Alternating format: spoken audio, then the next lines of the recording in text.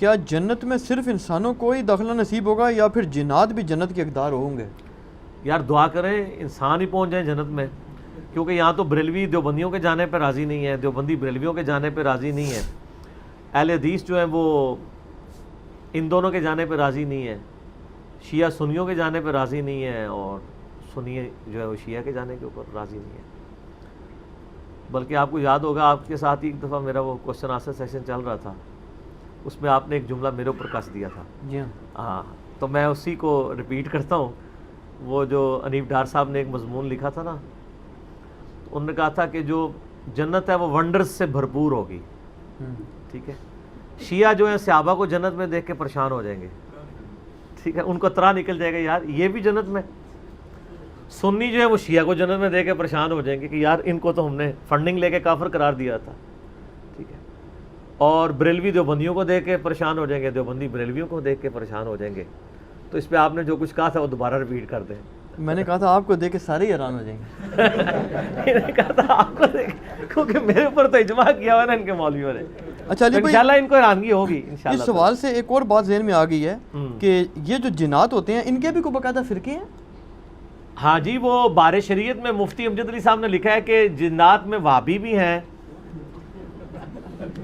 اور سنی بھی ہیں، شیعہ بھی ہیں۔ ظاہر ہے یقیناً وہی گمراہیاں جو یہاں پائی جاتی ہیں وہاں پہ پائی جاتی ہیں۔ انبیاء ان کے اپنے الگ ہیں یا ہمارے؟ نہیں، انبیاء یہی ہیں، اس پہ اجماع امت ہے کہ پیغمبر ان کے وہی ہیں، کیونکہ اگر یہ چیز ہوتی تو اسپیسیفکلی اللہ تعالیٰ ذکر کرتا، ٹھیک ہے، انبیاء کے پیغمبر۔ اب اس طرف آج جنت میں اس کے بارے میں ویسے صوفیاء کے ہاں یہ رائے پائی جاتی ہے، چونکہ وہ جذباتی ڈاکٹرائن کو لے کے چل رہے ہوتے ہیں۔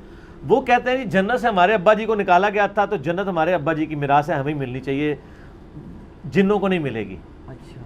کہتے ہیں آدم تو انسان تھا، تو وہ جس طرح ہم کہتے ہیں نا کہ جی وہ یہ پلاٹ جو ہے وہ ہماری ابا جی کا، یہ ہمیں ہی ملے گا اور کسی کو نہیں ملے گا۔ تو وہ صوفیاء کے ہاں یہ کنسیپٹ پایا جاتا ہے۔ واقعی یہ سوال بڑا یہ پھینکنے والا نہیں ہے، یہ بڑا مضبوط سوال ہے کہ ان کے ہاں یہ پایا جاتا ہے کہ جی چونکہ جنت اولاد آدم کی میراث ہے، لہذا جنات کے لیے جنت میں کوئی جگہ نہیں ہے۔ پھر وہ لکھتے ہیں باقاعدہ کہ سیر کرنے آ سکتے ہیں، پلاٹ نہیں ملے گا۔ اچھا، تو ان سے کو پوچھے کہ یار آپ نے الاٹ کرنا ہے، یہ آپ جا کے پوچھ سکتے ہیں، باقاعدہ کتابوں میں لکھا انہوں نے، ہمیں تو پتہ ہے۔ تو آپ سے پوچھ کے تو اللہ نے الاٹ نہیں کرنا۔ اور جنت اتنی بڑی ہے کہ وہ بخاری مسلم حدیث ہے، جو سب سے آخر میں جنت میں جائے گا نا، جو سب سے ادنا درجے کا جنتی ہے، دوزخ سے نکالا جائے گا، اس کو بھی اس روئے ارض سے 10 گنا بڑی جنت ملے گی، یعنی 10 میریکل پلانٹس ارتھ کے برابر اس کو جنت ملے گی۔ آپ تو ایک پلاٹ کے اوپر طرح سے اگر آپ کو 40,000 کلومیٹر کرۂ ارض کا یہ اتنا بڑا گولا پورے کی پوری زمین ہی مل جائے، آپ کو صرف ایک ملک ایک صوبہ بھی دے دیے جائے، آپ کہیں گے بہت ہے۔ تو ادنا درجے کے جنتی کے لیے 10 زمینیں ہیں، تو جو اعلیٰ درجے کے ان کو تو آپ چھوڑ دیں گے، کیا ہے اوروں والا سلسلہ طارق جمیل صاحب سے پوچھ لیے گا، وہ میری کمپیٹنسی نہیں ہے۔ اچھا، تو قرآن حکیم میں ایک صورت ایسی ہے جس میں کیٹاگوریکلی اللہ تعالیٰ نے 31 ٹائمز 31 دفعہ جنوں اور انسانوں دونوں کو بیک وقت ایک سیغے سے مخاطب کیا، تثنیہ کے سیغے سے۔ آپ کو پتہ ہے نا عربی میں واحد ہوتا ہے، اس کے بعد تثنیہ اور پھر جمع ہوتا ہے۔ تثنیہ ہوتا ہے یعنی جس میں 2 شامل کیے جائیں، عربی میں جمع 3 سے شروع ہوتی ہے۔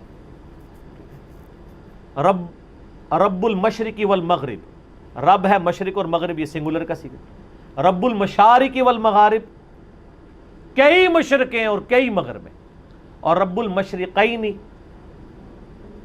اور رب المغربین، مشرقین اور مغربین، وہ دو تو یہ تثنیہ کے سیغے ساتھ قرآن حکیم میں ایک صورت ہے، وہ ہے سورۃ الرحمن۔ فَبِأَيِّ آلَاءِ رَبِّكُمَا، کم نہیں آیا، کما آیا ہے۔ اے جنوں انس کے 2 بھاری گروہ ہو، تم اپنے رب کی کون سی نعمتوں کو یا قدرت کی نشانیوں کو جھٹلاؤ گے؟ کیونکہ دوزخ کی آیات کے بعد بھی ذکر آتا ہے نا، تو دوزخ تو نعمت نہیں ہے۔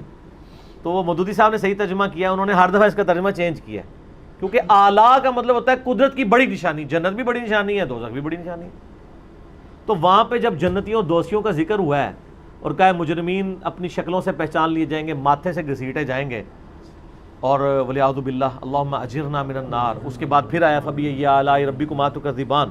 تو جن و انس دونوں کو مخاطب کر کے دوزخ کا ذکر بھی ہو رہا ہے سورۃ الرحمن میں، اور جن و انس دونوں کو مخاطب کر کے جنت کا ذکر بھی ہو رہا ہے، بلکہ جنت کا سب سے زیادہ ذکر اسی صورت میں ہوا ہے اور دوزخ کا بھی. تو اس کے بعد تو کوئی گنجائش نہیں رہنی چاہیے اس تذبذب میں بندہ پڑھ جائے کہ بھی جن بھی جنت میں جائیں گے. نہیں، جن بھی شریعت کے مکلف ہیں، ان کے لیے بھی اینڈ رزلٹ وہی ہوگا. وما خلقت الجن والانس الا لیعبدون، یعنی اللہ کی شریعت کی دو ہی مخلوقات پابند ہیں نا، جن اور انس، جو اپنی مرضی سے چوائس کرتے ہیں. باقی جو ہیں وہ تو فرشتے تو ویسے ہی پابند ہیں، اور جو جانور ہیں ان کے اوپر شریعت ہی کوئی نہیں ہے. اپنی ول سے گاڈ کو یعنی اوبے کرنا، یہ صرف انسان اور جن کے پاس اللہ نے رکھے.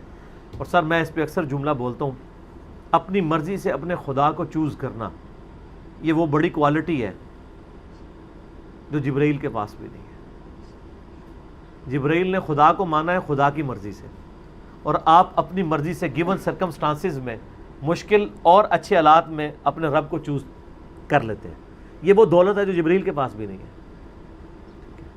اور میں تو ببانگے دول کہتا ہوں کہ جبرائیل اگر مجھ سے میرا ایمان ایکسچینج کرنا چاہے نا، تو میں اپنا ایمان دینے کے لیے تیار نہیں ہوں. کیونکہ یہ کوالٹی کہ آپ نے حالات و واقعات میں اپنے رب کے لیے خود ڈسین کیا تھا، خدا کو چوز کیا تھا، جبکہ آپ کے پاس خدا کے انکار کی گنجائش بھی تھی. یہ بڑی دولت ہے بنسبت اس کے کہ آپ کا انکار کی گنجائش ہی کوئی نہیں. فرشتے تو اللہ قرآن میں جگہ جگہ کہتا ہے کہ وہ تو اللہ کے حکم کی نافرمانی کر ہی نہیں سکتے. ان کی پروگرامنگ میں ہی کہیں یہ چیز نہیں ہے کہ وہ انکار کریں گے. تو یہ بہت بڑی دولت ہے فرشتے سے بہتر انسان بننا، مگر اس میں لگتی ہے محنت زیادہ. یہ بالکل صحیح بات ہے، اس میں کوئی شک ہی نہیں ہے. تو لقد خلقنا الانسان فی احسن تقویم، انسان آسانی تقویم تھا، لیکن بعد میں اگر ثم رددناہ اسفل سافلین، خود وہ گر گیا پستی میں، اس کا اپنا معاملہ ہے. اللہ تعالیٰ نے اسے سب سے بہتر مخلوق کے طور پر بنایا. اس پہ بلکہ میرا ایک کوشچن آنسر سیشن آپ کے ساتھ ہی وہ ایک سوال بھی ریکارڈ ہوا تھا کہ کیا انسان اشرف المخلوقات ہے. تو میں نے ثابت کیا تھا واقعی اللہ کی کریشن کا یہ کلائمیکس ہے، اور اس کا سب سے بڑا ثبوت ہے کہ اس کائنات میں اللہ کی سب سے محبوب ہستی اللہ تعالیٰ نے اس اسپیشیز میں مبعوث کی ہے جو انسان ہے. اگر اس سے بڑھ کر محبوب کوئی اسپیشیز ہوتی تو اللہ تعالیٰ امام اعظم محمد رسول اللہ صلی اللہ علیہ وسلم کو ایز اے اسپیشیز اس اسپیشیز کے اندر، اس نوع کے اندر بھیجتا. یہ انسانوں کی بہت بڑی خوش قسمتی ہے اور انسانیت کو ناز ہے اللہ کے محبوب صلی اللہ علیہ وسلم کی مبارک ذات کے اوپر کہ وہ بھی انسان تھے.